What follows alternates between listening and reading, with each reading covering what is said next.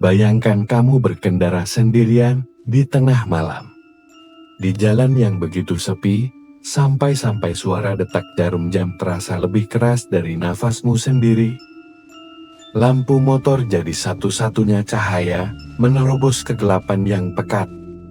Dan di depanmu, hutan lebat membentang tanpa ujung. Apa yang akan kamu lakukan kalau tahu jalan yang kamu lewati adalah Alas Purwo? Sebuah tempat yang disebut-sebut sebagai tanah tertua di Pulau Jawa, sekaligus gerbang ke dunia yang tak terlihat. Namaku Arde.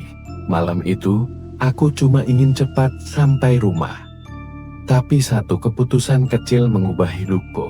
Malam itu, aku melihat sesuatu yang seharusnya tidak kulihat.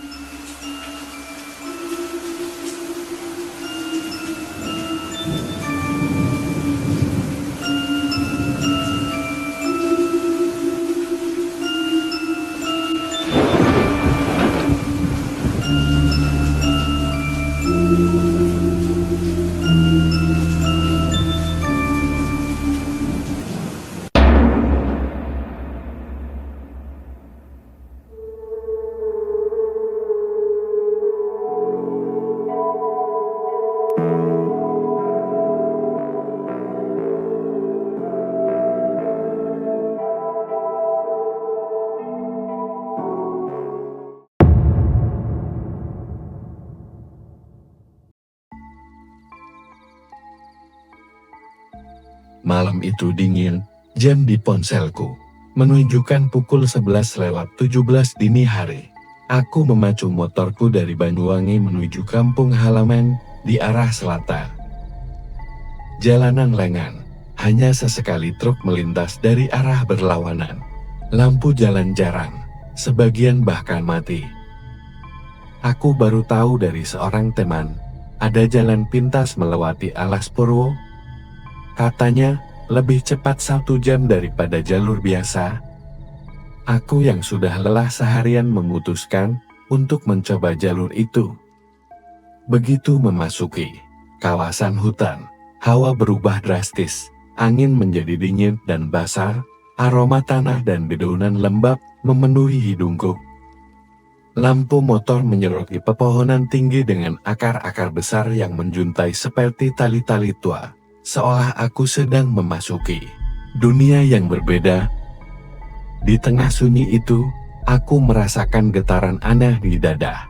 Bukan karena takut, tapi ada rasa tak nyaman, seperti ada yang mengawasi. Sesekali, aku menoleh ke belakang, jalanan gelap, kosong, tapi entah kenapa, perasaan itu makin kuat.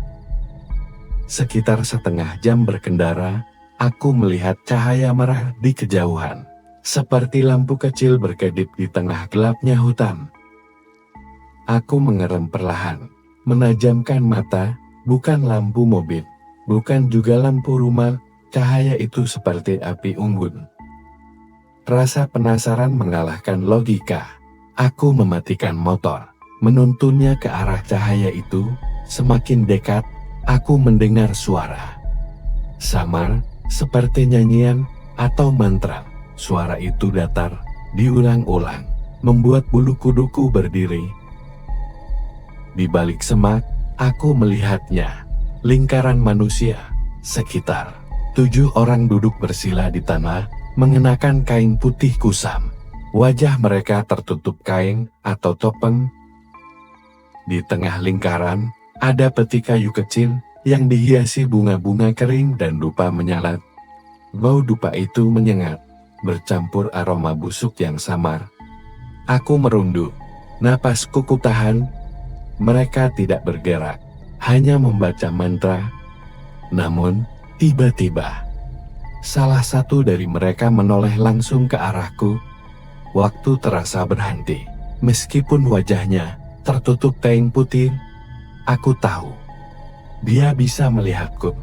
Orang itu berdiri perlahan, lalu mengangkat tongkat kayu dengan tengkorak burung di ujungnya. Suara mantra mendadak berhenti, sunyi, Yang terdengar hanya suara dedaunan bergesekan. Aku berbalik, berlari sekuat tenaga kembali ke motorku. Tapi, ketika sampai di jalan, aku merasa kebingungan.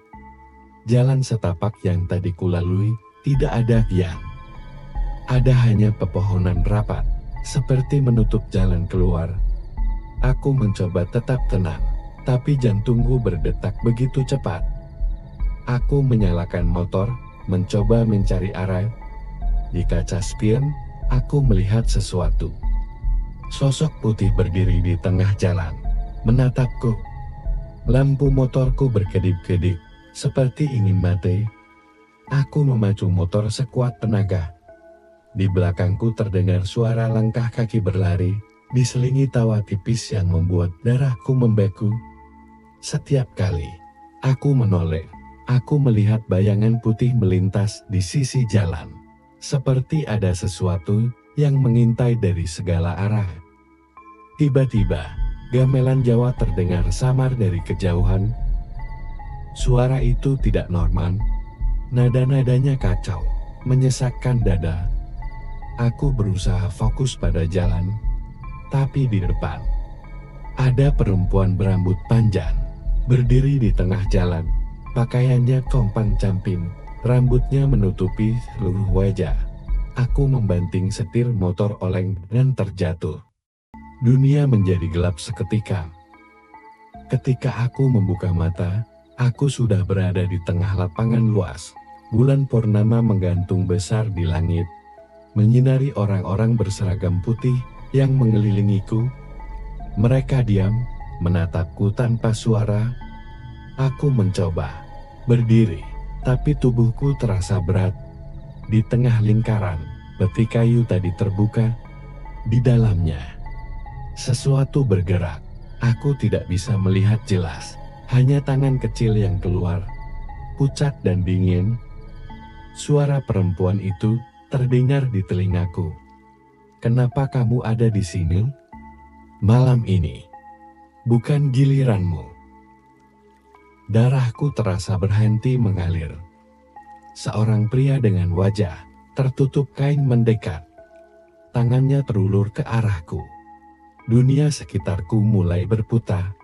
Gamelan semakin keras, seperti suara dari dasar bumi, dan pandanganku semakin gelap. Aku tersadar di pinggir jalan besar, motor tergeletak di sampingku. Lampunya mati, tubuhku penuh lumpur dan goresan. Aku mengira semua itu mimpi. Tapi aroma dupa masih melekat di bajuku.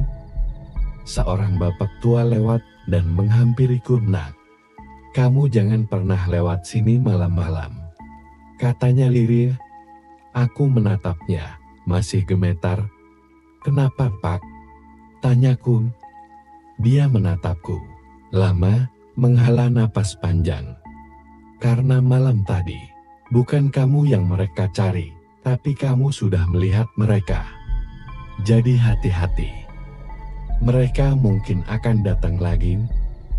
Sejak malam itu, aku tidak pernah berani melewati alas Purwo lagi, bahkan di siang hari. Namun setiap kali aku melewati daerah itu, aku merasakan tatapan dari balik pepohonan. Kadang, suara gamelan sama terdengar di telingaku. Bahkan ketika tidak ada siapapun di sekitarku, aku tahu satu hal. Malam itu, aku seharusnya tidak pernah berhenti.